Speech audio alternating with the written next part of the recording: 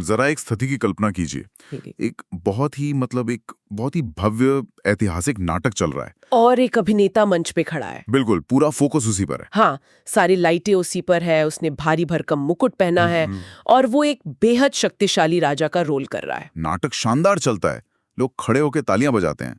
लेकिन असली मजा तब आता है जब नाटक खत्म होता है और पर्दा गिर जाता है। क्योंकि वहां से स्थिति थोड़ी अजीब होने लगती है। एकदम। वो अभिनेता घर जाता है, लेकिन अपनी वेशभूषा नहीं उतारता। मतलब वो अपने परिवार वालों से और अपने दोस्तों से भी उसी राजा वाले लहजे में, उसी अहंकार के साथ बात करने लगता है। हाँ, वो पूरी तरह भूल चुका है कि मंच के बाहर उसका अपना एक अलग वजूद है, एक परिवार है। हाँ, उसे लगने लगता है कि वो असल में वही राजा है जो मंच पर था। अब आप बताइए, ये स्थिति कैसी है? बाहर से देखने में तो ये बहुत हास्यास्पद लग सकती है, लेकिन अगर हम मनोवैज्ञानिक स्तर पर देखें ना, तो ये बहुत डरावनी है। सही बात है। मतलब सोचिए, अगर उस स्थिति में उसका कोई पुराना दोस्त उसे ये याद दिलाने की कोशिश करे कि भाई, ये तो सिर्फ एक नाटक था, तुम राजा नहीं हो, इस भ्रम से बाहर आओ, तो पूरी संभावना है कि वो अभिनेता उस दोस्त पर ही भड़क जाएगा। बिल्कुल भड़केगा। क्योंकि उस अभिनेता के मस्तिष्क ने उस किरदार के जो न्यूरल वायरिंग है ना, उसे इतनी गहराई से अपना लिया है कि अब वो बाहरी आवरण ही उसकी इकलौती सच्चाई बन चुका है। उसने उस कॉग्निटिव इल्यूजन को ही अपना अंतिम यथार्थ मान लिया है। तो चलिए इसे गहराई से समझते हैं, क्योंकि ये जो उलझी हुई स्थिति है ना, ये कोई सिर्फ एक कहानी नहीं है। आज के हमारे इस गहन अध्ययन का मुख्य आधार यही समस्या है। और आज हमारे पास जो स्रोत है, मतलब जो सोर्स मटेरियल है, वो कोई आम दार्शनिक किताब नहीं है। हाँ, आज हम 9 अप्रैल 2026 की मुरली के नोट्स पर गहराई से चर्चा कर रहे हैं। सही कहा। और आज का हमारा मिशन सिर्फ इन पन्नों से कुछ नई जानकारी या तथ्य इकट्ठा करना नहीं है। बिल्कुल नहीं। हमारा उद्देश्य एक बहुत ही शक्तिशाली बदलाव की प्रक्रिया को समझना है। स्रोत में एक वाक्य है, अंधियारे से सोजरे में आना और दूसरों को भी लाना। और ये चर्चा सिर्फ ज्ञान अर्जित करने तक सीमित नहीं है। ये समझने के बारे में है कि कैसे सच्चा ज्ञान हमारे दिमाग की पूरी वायरिंग को ही बदल देता है। हाँ, जिससे हम सिर्फ आत्म प्रगति की दौड़ से बाहर निकलकर मतलब एक बहुत बड़े विश्व परिवर्तन के मोड़ में आ जाते हैं। बिल्कुल, क्योंकि स्रोत बहुत जोर देकर कहता है कि ज्ञान सिर्फ हमारे दिमाग के किसी कोने में स्टोर करने के लिए नहीं होता। मतलब सिर्फ भंडारण के लिए नहीं है। नहीं, बिल्कुल नहीं। अगर ज्ञान बस आपके अंदर रुका हुआ है, तो वो ज्ञान है ही नहीं, वो सिर्फ जानकारी है। सच्चा ज्ञान हमेशा प्रसारण के लिए, मतलब ट्रांसमिशन के लिए होता है। लेकिन उस ट्रांसमिशन तक पहुंचने से पहले हमें उस अभिनेता वाली समस्या को सुलझाना होगा ना? एकदम सही। चर्चा की शुरुआत में ही स्रोत सबसे बुनियादी समस्या पर वार करता है कि अज्ञानता या अंधकार का असली कारण क्या है, और ये सीधा हमारी पहचान यानी हमारी आइडेंटिटी से जुड़ा है। हमारी आइडेंटिटी से? हाँ, सबसे गहरा अज्ञान यही है कि हम अपनी असली पहचान को अपने पेशे, शरीर या अपनी सामाजिक भूमिकाओं से जोड़ लेते हैं। मतलब जैसे कोई कहता है कि मैं एक जज हूँ या मैं एक डॉक्टर हूँ, या यहाँ तक कि मैं गरीब हूँ।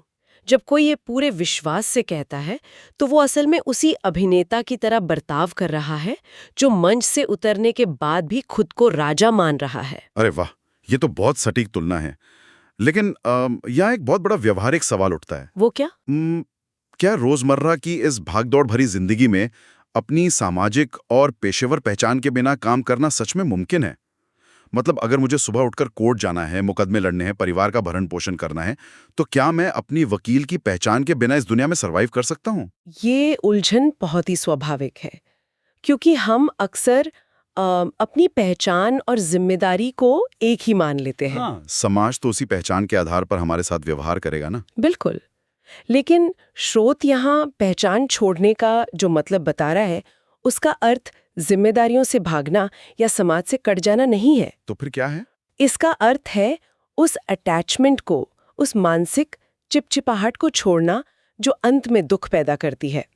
वैज्ञानिक नजरिए से देखें तो ये गलत पहचान एक संज्ञानात्मक भ्रम है, एक कॉग्निटिव इल्यूजन। हाँ, जब कोई ये गहराई से जान लेता है कि मैं एक आत्मा हूं जो फिलहाल एक वकील का रोल कर रही है, तो एक बहुत बड़ा बदलाव आता है। मतलब वो अपना काम छोड़ नहीं रहा है? बिल्कुल नहीं, बल्कि वो उस रोल को और भी ईमानदारी से निभाता है। बस उस रोल से जुड़े अहंकार या अपमान को अपने अंदर नहीं जाने देता। तो सच्ची पहचान क्या हुई? सिर्फ मैं आत्मा हूं। हाँ, अंधकार का मतलब ही यही है कि ये नहीं जानना कि मैं कौन हूँ, भगवान कौन है और ये जीवन चक्र क्या है।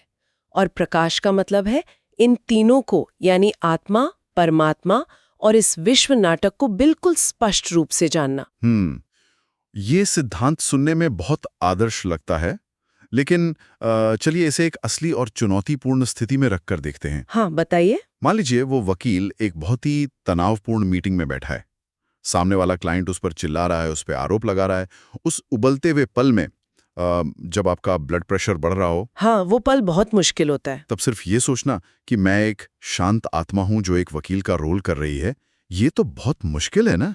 उस समय तो वो बाहरी पहचान पूरी तरह से हम पर हावी हो जाती है। बिल्कुल हो जाती है, और स्रोत इस चुनौती को बहुत अच्छे से समझता है। तो फिर वो इस गहरी खाई को पार करने का क्या उपाय बताता है? इसीलिए स्रोत अंधेरे से लड़ने की सलाह नहीं देता। इसमें एक बहुत ही गहरा रूपक है कि ज्ञान सूर्य आकर दीपक जलाते हैं। इसका क्या मतलब हुआ? इस मैकेनिज्म को समझिए। अगर एक कमरा मान लीजिए 50 सालों से गहने अंधेरे में है और आप उस अंधेरे को बाहर निकालना चाहते हैं, तो मैं क्या करूंगा? वही तो, क्या आप बाल्टियों में भर भर कर अंधेरे को बाहर फेंक सकते हैं, या क्या आप अंधेरे से लड़ सकते हैं? नहीं, बाल्टी से तो अंधेरा नहीं निकलेगा। मुझे बस लाइट जलानी होगी। एकदम सही। आपको सिर्फ रोशनी का स्विच ऑन करना होता है। रोशनी आते ही अंधेरा अपने आप गायब हो जाता है, अस्तित्वहीन हो जाता है। अलग से अंधेरे को हटाने की कोई मेहनत नहीं करनी पड़ती। अच्छा, तो उस तनाव वाले पल में भी यही करना है? हाँ, जब वो वकील उस तनावपूर्ण क्षण में ये याद करने की कोशिश करता है कि मैं आत्मा हूं, तो वो असल में अंधेरे से लड़ नहीं रहा है। वो बस ज्ञान का स्विच ऑन कर रहा है। तो मैं आत्मा हूं कि वो जागरूकता, वो अवेयरनेस ही रोशनी है। यार, यहाँ बात बहुत ही दिलचस्प हो जाती है। कैसे? सोचिए अगर हमारी खुद की पहचाने मतलब इतनी बुनियादी रूप से गलत थे। अगर हम जिंदगी भर अपने ही बारे में एक भ्रम में जी रहे थे, हाँ, ये तो सच है। तो इसका सीधा सा मतलब ये भी है कि इस दुनिया को बनाने वाले के बारे में, उस सृजनकर्ता के बारे में हमारी समझ भी सदियों से गलत रही होगी। बिल्कुल। और स्रोत ठीक इसी बिंदु पर एक बहुत बड़ा वैचारिक प्रहार करता है। मैंने पढ़ा था वो हिस्सा। वो एक ऐसी धारणा को तोड़ता है जिसे दुनिया की एक बहुत बड़ी आबादी परम सत्य मानती है। हाँ, स्रोत स्पष्ट कहता है भगवान सर्वव्यापी है। ये गलत है। सर्वव्यापी मतलब हर जगह मौजूद होना। तो स्रोत इसे गलत क्यों कहता है? अगर हम इसे तार्किक और विश्लेषणात्मक चश्मे से देखें ना, तो ये खंडन किसी की मान्यताओं को ठेस पहुंचाने के लिए नहीं है। तो फिर किस लिए? ये पूरी व्यवस्था को स्पष्ट करने के लिए है। स्रोत का तर्क बहुत सीधा है। अगर भगवान हर किसी के अंदर मौजूद है, हर कण में है, तो फिर इस दुनिया में ज्ञान कौन दे रहा है? और ज्ञान ले कौन रहा है, ये भी तो सवाल है। बिल्कुल। अगर परमपिता परमात्मा हर आत्मा में बैठा है, तो फिर अशुद्ध कौन है और शुद्ध कौन है? शुद्धिकरण की जरूरत ही किसे है? सही बात है। रचयिता और उसकी रचना, मतलब क्रिएटर और क्रिएशन, दोनों एक कैसे हो सकते हैं? एकदम सही। एक पिता अपने बच्चों के अंदर निवास नहीं कर सकता। इस तर्क को अगर हम थोड़ी और आगे ले जाएं, तो ये सर्वव्यापी वाली धारणा एक बहुत बड़ा नैतिक संकट भी पैदा करती है। वो कैसे? मतलब अगर हम मान लें कि हम सभी के भीतर भगवान बैठा है, तो दुनिया में जो इतना कुछ गलत हो रहा है, जो हिंसा हो रही है, जो भ्रष्टाचार है, उसका जिम्मेदार फिर कौन है? हाँ, ये एक बहुत बड़ा सवाल है। क्या हम कह सकते हैं कि एक अपराधी के अंदर बैठकर भगवान ही वो अपराध करवा रहा है? ये तर्क तो व्यक्तिगत जिम्मेदारी को ही खत्म कर देता है ना? बिल्कुल। और यही वो विरोधाभास है जिससे स्रोत दूर कर रहा है। जब स्रोत भगवान के सर्वव्यापी होने का खंडन करता है, तो उसका एक बहुत बड़ा परिणाम होता है। क्या परिणाम? आत्मा और परमात्मा के बीच एक बहुत ही स्पष्ट अलगाव, मतलब एक क्लियर सेपरेशन स्थापित होता है। और ये सेपरेशन बहुत जरूरी है। लेकिन ये सेपरेशन तो हमें ईश्वर से दूर कर देगा। हम तो हमेशा से यही सुनकर बड़े हुए हैं कि भगवान को अपने अंदर खोजो, ताकि हम उसे अपने बहुत करीब महसूस कर सकें, है ना? हाँ, अगर वो एक अलग सत्ता है, तो क्या वो दूरी हमें अकेला नहीं कर देगी? ऊपरी तौर पर देखने में ये दूरी लग सकती है, लेकिन अगर हम इसे बड़ी तस्वीर से जोड़कर देखें, तो ये अलगाव असल में एक बहुत ही सटीक और सुंदर रिश्ता कायम करता है। कौन सा रिश्ता? पिता और बच्चे का रिश्ता, जिसे स्रोत में बाबा और बच्चे का संबंध कहा गया है। अच्छा, तो ये सर्वव्यापी वाली धारणा से कैसे अलग है? जब आप मानते हैं कि ईश्वर एक सर्वव्यापी ऊर्जा है जो हर जगह फैली है, तो उसके प्रति आपके मन में बस एक बहुत ही अस्पष्ट और धुंधली सी भावना होती है। एक वेग फीलिंग। हाँ, आप खुद सोचिए, आप किसी निर्गुण ऊर्जा से अपना दुख कैसे बांटेंगे? ये तो है, एक ऊर्जा से बात करना थोड़ा अजीब है। लेकिन जब ये स्पष्ट हो जाता है कि वो एक अलग चेतन सत्ता है, वो ज्ञान का सागर है और आपका पिता है, तो वो अस्पष्ट भावना खत्म हो जाती है। मतलब एक बहुत ही गहरा और व्यक्तिगत जुड़ाव पैदा होता है। बिल्कुल, एक भावनात्मक जुड़ाव बन जाता है। और मुझे लगता है यहीं से उस एक विशेष शब्द की शुरुआत होती है जिस पर इस स्रोत ने बहुत ज्यादा जोर दिया है। हाँ, वो शब्द है बाबा। पिता पुत्र का ये स्पष्ट संबंध बनने के बाद स्रोत एक सूक्ष्म लेकिन बहुत शक्तिशाली निर्देश देता है। वो निर्देश क्या है? स्रोत कहता है, मुख से बार बार बाबा बाबा कहते रहो।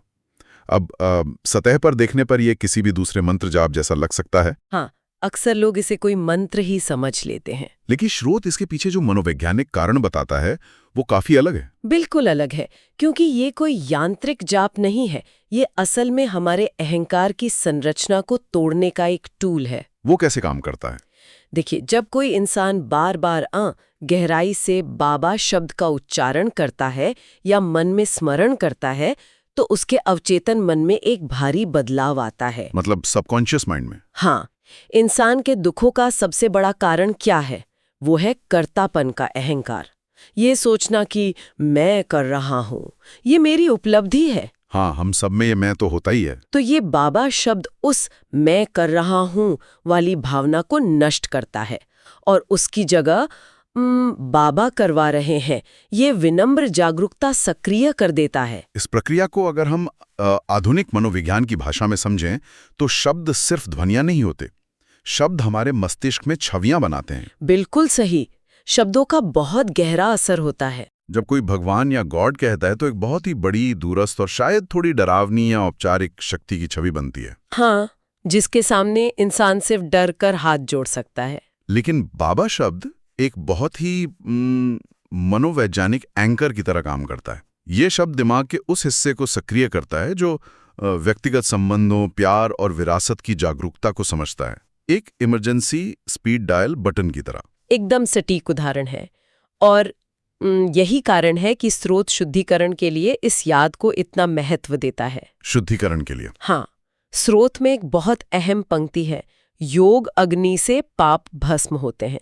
तो इसका विज्ञान से क्या लेना देना है? सिर्फ एक शब्द का उच्चारण हमारे गहरे न्यूरल पैटर्न को इतनी तेजी से कैसे बदल सकता है? इसे अगर हम न्यूरोलॉजी के नजरिए से देखें तो यह आध्यात्मिक न्यूरोप्लास्टिसिटी का सिद्धांत है। विज्ञान साबित कर चुका है कि हमारे विचार हमारे मस्तिष्क में भौतिक न्यूरल पैटर्न बनाते हैं। मतलब जो हम सोचते हैं उसका हमारे दिमाग पे फिजिकल असर होता है। हाँ, हमारे कर्म, हमारी आदतें इन्हीं पैटर्न्स पर चलती हैं। मुझे ये न्यूरोप्लास्टिसिटी वाला हिस्सा एक रूपक से समझने में आसानी होती है। अच्छा, वो क्या है? मान लीजिए आपका जो पुराना अहंकार है, आपकी गलत पहचान है, वो एक 8 लेन का पक्का हाईवे है। ठीक है। आपका दिमाग हमेशा उसी हाईवे पे दौड़ना चाहता है क्योंकि वो आसान है, बना बनाया है। बिल्कुल, डिफॉल्ट रास्ता वही होता है। अब जब आप बाबा कहकर खुद को आत्मा समझना शुरू करते हैं तो ये शुरुआत में एक घने जंगल के बीच से एक नया रास्ता बनाने जैसा है। इसमें बहुत घर्षण होता है, आपको बहुत प्रयास करना पड़ता है। हाँ, क्योंकि आप एक नई आदत बना रहे हैं। लेकिन जब आप इसे बार बार करते हैं, यानी जब वो योग अग्नि प्रज्वलित होती है, तो आप उस जंगल के रास्ते को साफ कर रहे होते हैं। बहुत खूब। और वो घर्षण ही ये साबित करता है कि पुराने न्यूरल पैटर्न लड़ रहे हैं। वो पुराना हाईवे खुद को बंद नहीं करना चाहता। तो इसीलिए ये एक बार का काम नहीं है। नहीं, इसीलिए ये निरंतर होना चाहिए। निरंतर याद करने से, बार बार उस नए रास्ते पर चलने से वो पुराना अहंकार का पैटर्न कमजोर पड़ने लगता है। और उसका असर क्या होता है? उसके न्यूरॉन्स का कनेक्शन टूटने लगता है और यही है पापों का भस्म होना। अरे वाह! और फिर वो नया सकारात्मक रास्ता आपकी डिफॉल्ट वायरिंग बन जाती है। मेहनत आसान हो जाती है क्योंकि अब आपका मस्तिष्क नए तरीके से काम करने लगा है। ये पूरी आंतरिक प्रक्रिया सच में बहुत मेहनत की मांग करती है। हाँ, मेहनत तो है। लेकिन जब ये वायरिंग बदल जाती है, जब भीतर वो प्रकाश पूरी तरह से आ जाता है, तो अगला कदम क्या है? स्रोत कहता है कि राजयोग का असली सार है मामेकम याद करो, और जब ये याद पक्की हो जाती है तो इंसान अपने आप सच्ची सेवा की ओर मुड़ जाता है। मामेकम याद करो, इसका क्या मतलब वो? इसका स्पष्ट अर्थ है खुद को शरीर, भौतिक रिश्तों और हर प्रकार के सांसारिक मोह से हटाकर अपनी पूरी चेतना को केवल एक परम स्रोत, उस वन सुप्रीम सोर्स से जोड़ना। मतलब फोकस पूरी तरह एक जगह आ जाता है। बिल्कुल। जब ऊर्जा इधर-उधर बंटी नहीं होती तो मन लेजर की तरह एकाग्र हो जाता है, और यही शक्तिशाली ऊर्जा फिर सेवा के काम आती है। तो इस सब का असल में निष्कर्ष क्या है? मतलब सेवा की हमारी जो पारंपरिक परिभाषा है वो तो आमतौर पर भौतिक होती है ना? हाँ, हम सेवा को बस भौतिक मदद ही समझते हैं। जैसे किसी भूखे को भोजन देना, अस्पताल बनवाना या आर्थिक मदद करना। लेकिन स्रोत कहता है कि यह असली या उच्चतम स्तर की सेवा नहीं है। बिल्कुल नहीं है। तो फिर स्रोत के अनुसार उच्चतम सेवा क्या है? स्रोत के अनुसार सबसे बड़ी सेवा है किसी की मान्यता प्रणाली, यानी उसके कोर बिलीफ सिस्टम को बदलना। बिलीफ सिस्टम को बदलना? वो कैसे? ऐसा इसलिए है क्योंकि भौतिक मदद केवल किसी के वर्तमान क्षण को सुधारती है। अगर आप किसी ऐसे व्यक्ति की मदद करते हो जो गलत पहचान और अहंकार से ग्रस्त है, तो वो कल फिर से अपने लिए दुख पैदा कर लेगा। हाँ, क्योंकि उसकी जड़ की समस्या तो वैसी ही है। एकदम। मनोविज्ञान कहता है मान्यता आपके विचारों को जन्म देती है, विचार आपके कार्यों को दिशा देते हैं, और हमारे कार्य हमारी नियति तय करते हैं। बिल्कुल। मान्यता, फिर विचार, फिर कार्य और अंत में नियति। तो अगर आप किसी को भोजन दे रहे हैं तो आप सिर्फ उसके कार्य या वर्तमान स्थिति में हस्तक्षेप कर रहे हैं, सिर्फ ऊपर ऊपर से मदद कर रहे हैं। लेकिन अगर आपने उसे आत्मा का ज्ञान दे दिया, उसे उसकी सही पहचान बता दी, तो आपने सीधे उसकी मान्यता को बदल दिया। और मान्यता बदलती ही उसकी पूरी श्रृंखला, विचार, कार्य और उसकी नियति हमेशा के लिए बदल जाती है। यार, ये तो बहुत बड़ी बात है। और इसीलिए स्रोत एक बहुत ही गहरी बात कहता है, अब आप सिर्फ एक छात्र नहीं है, आप एक प्रकाश स्रोत हैं। मतलब हम खुद एक लाइट सोर्स बन गए हैं। हाँ, आप सिर्फ वो विद्यार्थी नहीं रहे जो ज्ञान ले रहा है। जब आपकी अपनी नियति बदल गई तो आप खुद एक लाइट हाउस बन गए। पहले हम खोज रहे थे और अब हम मार्गदर्शन कर रहे हैं। बिल्कुल। इसीलिए इस मार्ग का जीवन मंत्र बन जाता है, पहले स्वयं दीपक बनो, फिर दीपक जलाओ। ये सब सुनने में बहुत तार्किक और प्रेरणादायक लगता है, लेकिन असल जिंदगी में से उतारना उतना ही मुश्किल है। हाँ, व्यवहार में लाना आसान नहीं होता। इसीलिए मुझे ये देखकर बहुत खुशी हुई कि स्रोत सिर्फ हवाई या बड़ी-बड़ी दार्शनिक बातें करके नहीं छोड़ देता। हाँ, इसमें बहुत स्पष्ट निर्देश दिए गए हैं। ये ज्ञान को रोजमर्रा की जिंदगी में लागू करने के लिए बहुत ही व्यवहारिक अभ्यास यानी प्रायोगिक कार्य देता है। आपने कौन से अभ्यास पर गौर किया? मैंने जब इसके आइडेंटिटी करेक्शन ड्रिल या पहचान सुधार ड्रिल के बारे में पढ़ा, तो मुझे लगा कि ये वास्तव में बहुत चुनौतीपूर्ण है। वो ड्रिल इस पूरी चर्चा का सबसे प्रायोगिक हिस्सा है। वो कैसे काम करता है? दिन भर में जब भी आपको ऐसा महसूस हो कि आप किसी पद या भूमिका के अहंकार में आ रहे हैं, जैसे ही मन में आए कि मैं एक मैनेजर हूं, ये मुझसे ऐसे कैसे बात कर सकता है। हाँ, ऐसा तो रोज ही होता है काम पर। तो उसी क्षण सक्रिय रूप से खुद को सुधारना है। अपने मन में कहना है, नहीं, मैं एक शांत आत्मा हूं, ये मैनेजर तो केवल मेरा एक रोल है। ये तो चेतना को एकदम तुरंत वर्तमान में ले आता होगा। बिल्कुल, ये आपको रियलिटी चेक देता है। और ये तो सिर्फ एक अभ्यास है।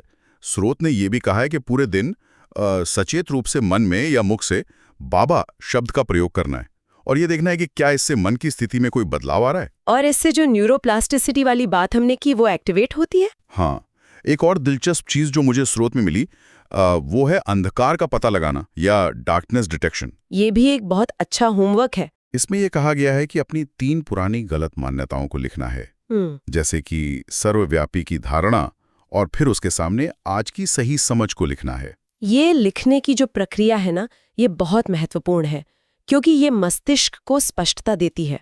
लिखने से क्या होता है? जब आप भौतिक रूप से कागज पर पुरानी मान्यता और नई समझ को आमने सामने लिखते हैं, तो आप असल में अपने मस्तिष्क को दोनों के बीच एक स्पष्ट अंतर दिखा रहे होते हैं। मतलब दिमाग को एक विजुअल प्रूफ मिल जाता है। हाँ, इसके साथ ही स्रोत ने सेवा का प्रयोग भी बताया है। वो क्या है? आज किसी एक व्यक्ति को समझाना कि आत्मा क्या है और भगवान कौन है। ये तो आसान लगता है। लेकिन यहाँ सबसे बड़ी चुनौती यह नहीं है कि आप कैसे समझाते हैं, बल्कि चुनौती यह है कि समझाते समय आपकी अपनी मानसिक स्थिति क्या है। हाँ, क्योंकि अहंकार तो इतनी आसानी से आध्यात्मिक ज्ञान का चोला पहनकर भी आ सकता है ना। बिल्कुल आ सकता है। मैं कितना ज्ञानी हूं, मैं इस अज्ञानी को रास्ता दिखा रहा हूं।